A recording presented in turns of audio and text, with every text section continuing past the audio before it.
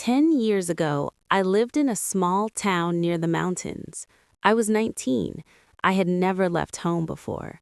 I still believed that people were always good if you gave them love. I didn't know how wrong I was. There was a boy in our town.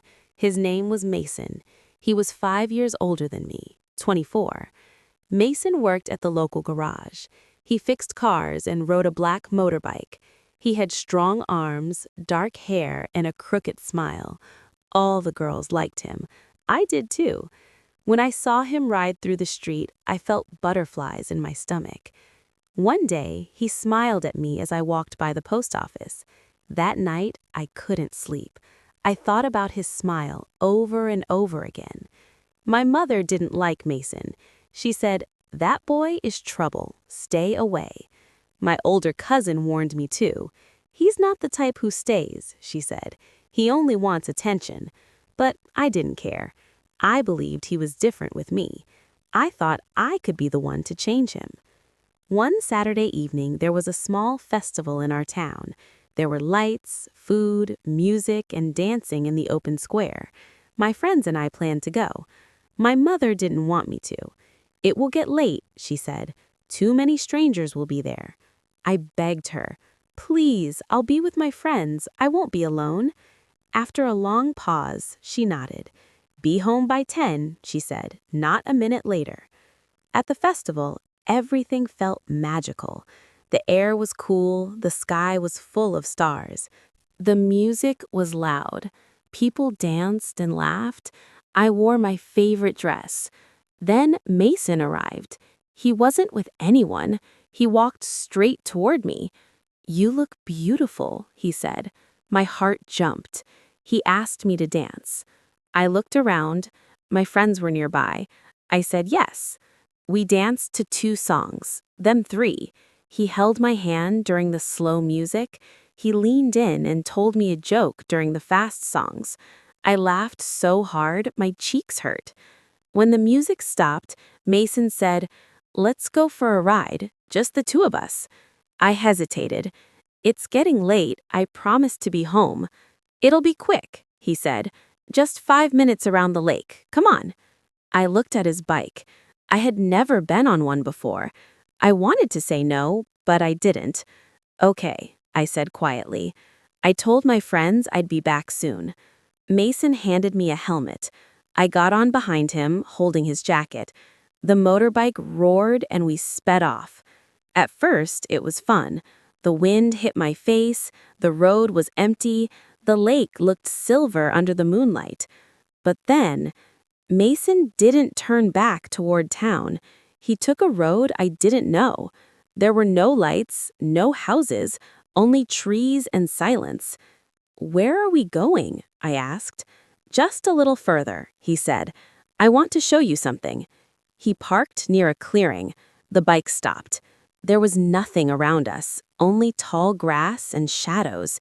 He got off. I followed. Mason came close and put his hand on my waist. "I really like you," he said. I smiled, but I felt nervous. He leaned in to kiss me. I turned my head. "Wait," I said. "I want to go back now." He laughed softly. "Don't be shy." "I mean it," I said. "Take me home." He didn't listen. He touched my face. He tried again. I stepped back. "Please stop." His face changed. He pulled my arm roughly. "You're no fun," he said. "Let me go," I shouted. I pushed him hard. He let go, angry now. "Fine," he said. "Walk home, princess." He got on the bike, started the engine, and sped off. He left me there, in the dark, alone. I stood frozen for a moment. Then I started walking. The road was cold. My shoes weren't made for walking. It was 5 kilometers to my house.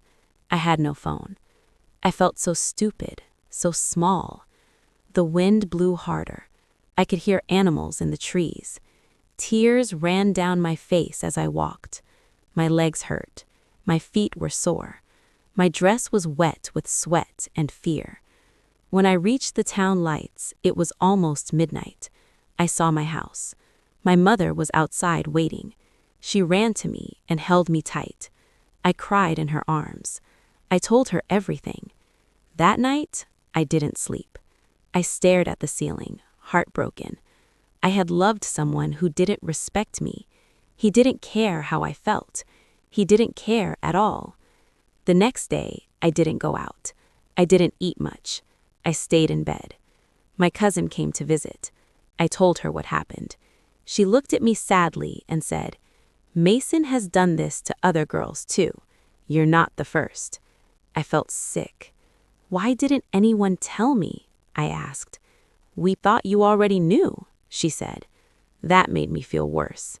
I felt stupid, but more than that, I felt angry. With him, with myself, with everyone who stayed silent. That night, I stood in front of the mirror. My eyes were puffy. My hair was messy. I looked at myself and made a quiet promise. You will never let someone treat you like this again. I started working more. I spent time with my grandmother, who always gave me good advice. I helped my father in the garden. Slowly, I felt stronger. When I turned 21, I packed a bag and left for the city. I had small savings and a big dream. To start over, to live a life where I could trust myself again. I found a job at a bookstore. The pay was low, but I liked the quiet. I liked the smell of paper, the way people walked in with curiosity and left with stories. The memory of that night never fully left me. The fear, the shame, the long walk in the dark. It became a part of me, but not the biggest part.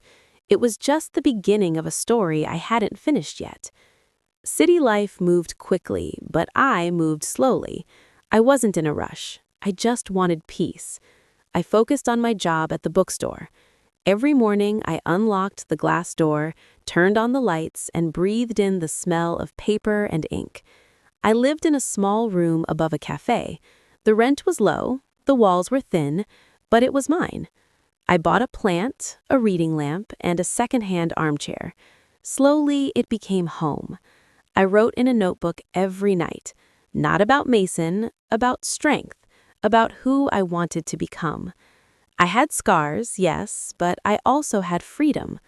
One rainy afternoon, I forgot my umbrella. A man across the road noticed me. He had a dark green umbrella. "Need some cover?" he asked. That was how I met Daniel. And love, real love, finally found me. Not in fear, not in silence, but in kindness, patience, and safety. Because love is not the sound of a bike leaving you behind. It is soft footsteps beside you on a rainy street. Sometimes it begins with a stranger offering you an umbrella.